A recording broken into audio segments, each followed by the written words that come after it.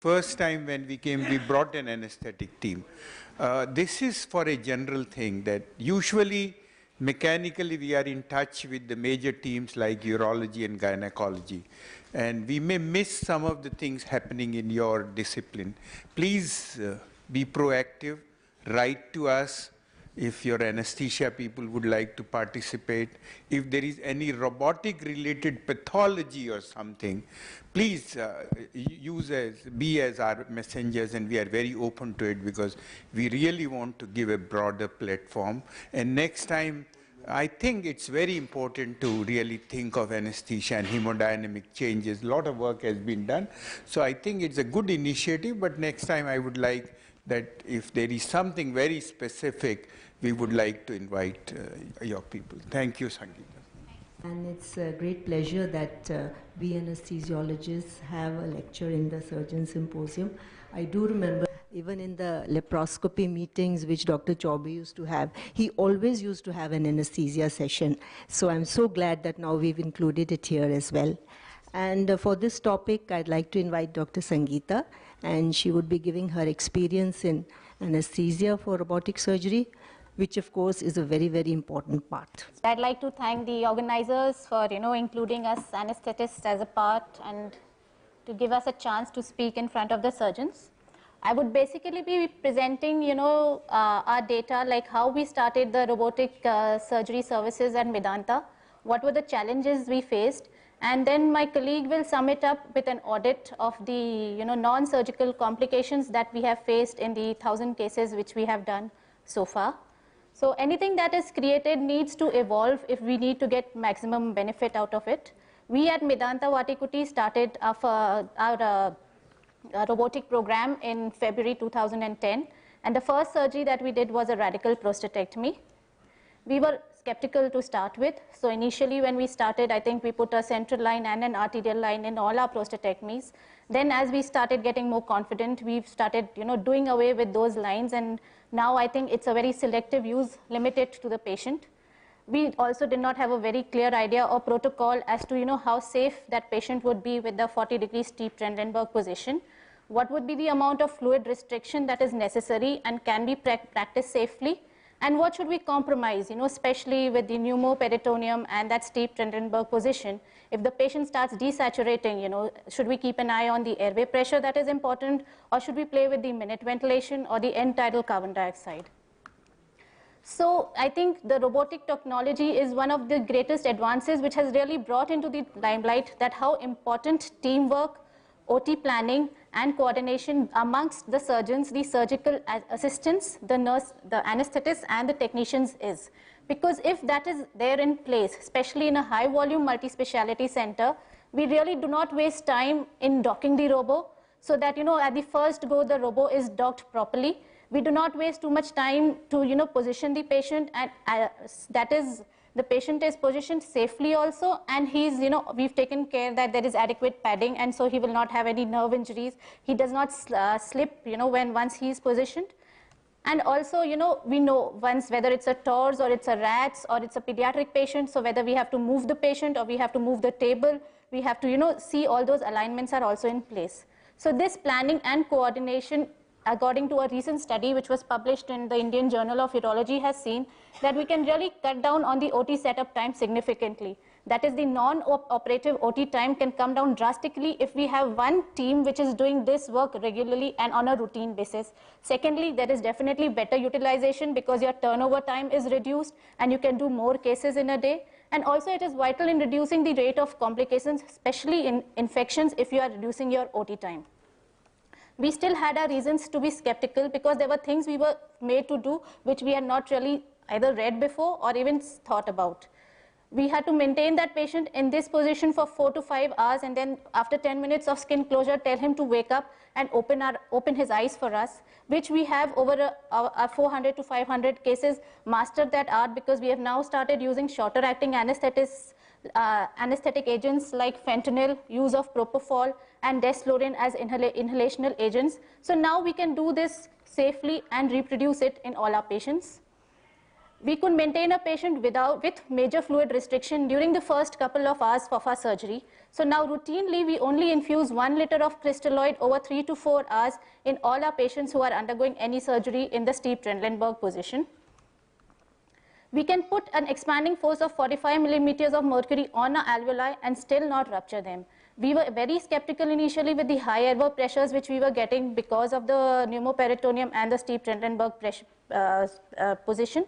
But then we have seen that the pressure in the alveoli does not increase much because the transmural pressures within the alveoli is not changing. What is actually happening is that the lung and the chest wall elastance is increasing, and this is responsible for the increase in the peak airway pressures. So we really do not have to give much weightage to those peak airway pressures which we see on our ventilator settings, and hence we can still go ahead and use, play with those high airway pressures, and we can use other modes of ventilation like a pressure control mode of ventilation so that we can get our airway pressures lower than that. We can put 300 ml of ice inside the closed abdomen, especially when we are doing a robotic renal transplant, and still hold the core temperatures near normal.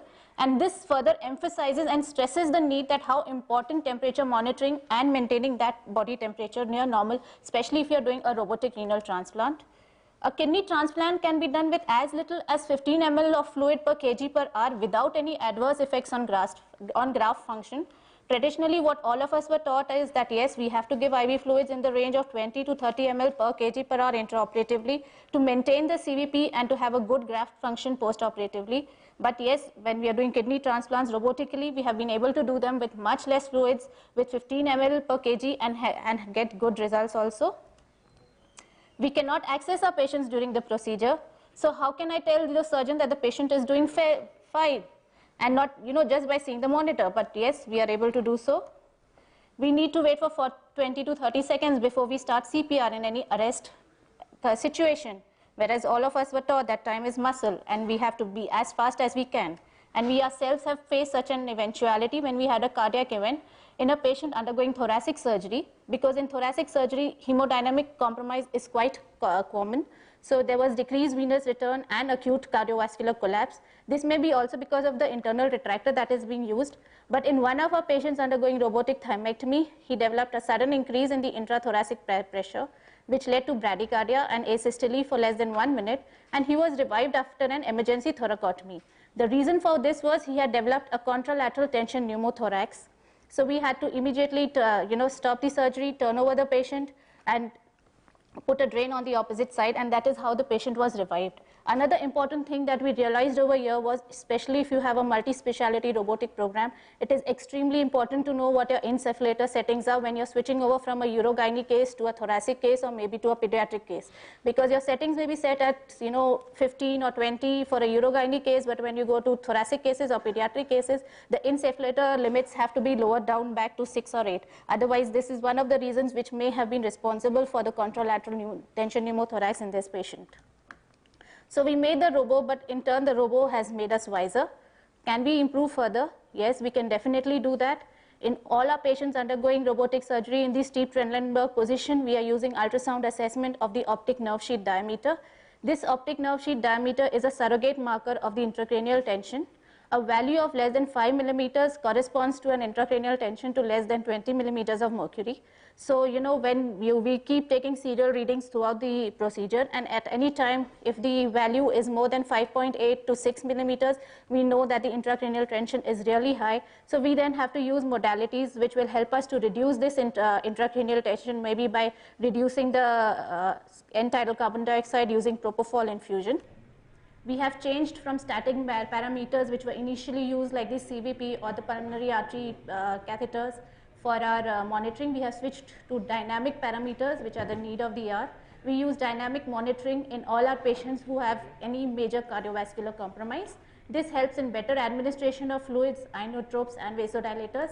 The commonly used dynamic parameters, what we use is the flow track or the Vigilio, and what this measures is the stroke volume variation, the stroke volume, the cardiac output, and the systemic vascular resistance. This is how the monitor looks, and this is a continuous trace that you get. You have a continuous reading of the stroke volume and stroke volume variation, which are better indicators of the fluid status of the patient as compared to the CVP and the pulmonary artery pressures.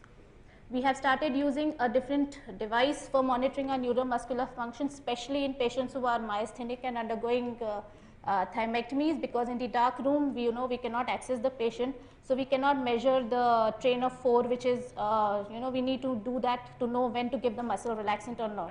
So in all our myasthenic patients, we have to be really sure whether he needs the relaxant or not. So we have devised a way in which we can connect that train of 4 with our pulse oximeter, and depending on that pulse oximeter tracing which we get on the monitor, we know whether the patient is awake and he needs another dose of the relaxant. Another thing that we have really pioneered and proud of is the anesthesia for the robotic renal transplant surgery. The index case in India was done on 9th January 2013. So far we have done 57 cases. The principal challenges that we faced were laparoscopy in steep Trendelenburg in a hypoproteinemic patient, the deleterious effects of the pneumoperitoneum on GFR, fluid restriction in a surgery which actually needs hyperhydration, maintaining normothermia and maintaining hemodynamic stability. In anesthesia, we could not come across any protocol, so we had to use our guidelines based on our open transplant patients as well as the laparoscopic guidelines that we had, and we formed a working protocol on the basis of that and applied it. We could give away with the epidurals because all our robotic pains do not need any epidural or paravertebral blocks for pain relief because they hardly have any pain. We are able to restrict our fluids to less than 15 ml per kg per hour. We reduce the pneumoperitoneum insufflation pressures to 10 mmHg after the artery is declamped, and to prevent heat loss, we do pre-op heating of the patient, use actively fluid warming devices and forced air warming brackets, and obviously the use of low flow anesthesia. Yes, another finding in this was that 30% of our patients need vasodilators because the pneumoperitoneum that is created causes hypertension in these patients, and arterial cannula therefore is an integral part of a robotic renal transplant surgery which we do not routinely use in our open transplants. We have also done 25 pediatric robotic cases, majority of being pyeloplasties and ureteric reimplants. The age range being from 5 months to 12 years of age, weight varying from 7 kgs to 35 kgs. The additional challenges that we face in our pediatric patients is that the increased carbon dioxide levels are there in these children, so we have to really increase our minute ventilation because of the high peritoneal absorption of CO2 surface, high absorption of the carbon dioxide per unit weight. There is low quantity of peritoneal fat, and there is less distance between the vessels and the serous surface, resulting in increased permeability to CO2. The temperature regulation is extremely important because of the high BSA to mass ratio with very little subcutaneous fat. There is continuous insufflation of a large volume of cold dry CO2. Hence, there is need for active warming, and we have to keep our fresh gas flows less than 2 liters per minute. Additionally, that we have to take really good care and prevent any physical injury by the heavy robotic arms because the child really gets lost under those drapes and the robot. So sometimes we push the limits. We've done radical prostatectomy in a glaucoma patient who had an open angle glaucoma, was well controlled and cleared by the ophthalmologist. We have done surgeries in multiple patients having LV dysfunction. We have done surgeries in multiple patients who have a BMI of more than 40. 2.8% of our patients who have had surgery in STP have had a BMI of more than 30, the maximum BMI being 41. But so far we have not had to open any or convert any of our cases because of anesthetic reasons. An alternative non-robotic approach in these patients would definitely have been more daunting and high on the morbidity score. Sometimes we were pushed, we had to do a surgery for 7 hours in a robotic myomectomy because the morcellator malfunctioned. We have done robotic renal transplant in a patient with moderate pleural infusion. We underestimated the situation thinking it was a part of the disease pathophysiology. When we started, his saturation was 94% on room air in the pre-op, but it remained throughout the same throughout the intraoperative period. We would have not really bothered about it much if it was open because in the supine position, the pleural effusion have not, caused too much of an effect. But because of the steep head low and the pneumoperitoneum, his saturation throughout remained at 94% and kept us on our toes. But the surgery went off uneventfully. In the end, I would just like to conclude this, that yes, we are We would like to accept the challenges, and I think there would be many more challenges which would come in front of us, but we should not forget that the amount of the biomedical waste which gets generated by these disposable robotic instruments is really high, and I think we should have a program or a policy in place as to how we are going to take care of these instruments.